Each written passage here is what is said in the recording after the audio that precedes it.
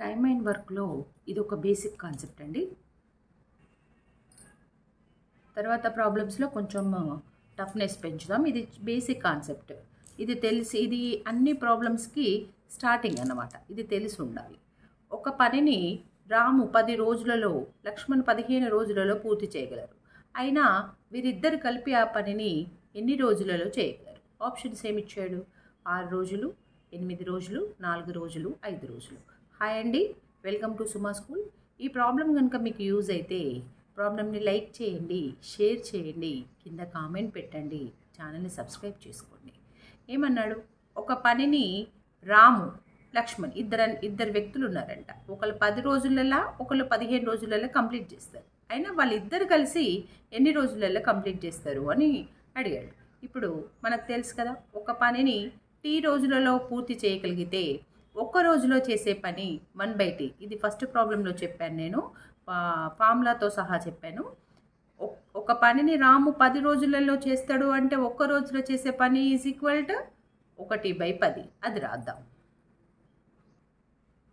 ఒక పనిని రాము 10 రోజుల్లో పూర్తి చేయగలిగిన ఒక రోజులో చేయు పని ఈజ్ ఈక్వల్ టు 1/10. 1/10. ఇప్పుడు లక్ష్మణ్ ఇదంతా లక్ష్మణ్ ఒక్క రోజులో చేయు పని. ఇప్పుడు లక్ష్మణ్ 15 రోజులలో పని పూర్తి చేయగలని. ఇప్పుడు ఇదంతా రాయలేదు నేను, రాముడు రాసేలాగానే ఇక్కడ అనమాట. లక్ష్మణ్ 15 రోజులలో పని పూర్తి చేయగలరు. అప్పుడు ఒక్క రోజులో చేయు పని ఎంత? లక్ష్మణ్ 1/15, అంతే కదా. ఇప్పుడు ఇద్దరు కలిపి ఒక్క రోజులో చేయు పని. ఇప్పుడు రాము, లక్ష్మణ్ ఒక రోజులో చేయు పని ఈజ్ ఈక్వల్ టు 1/10 ప్లస్ 1/15.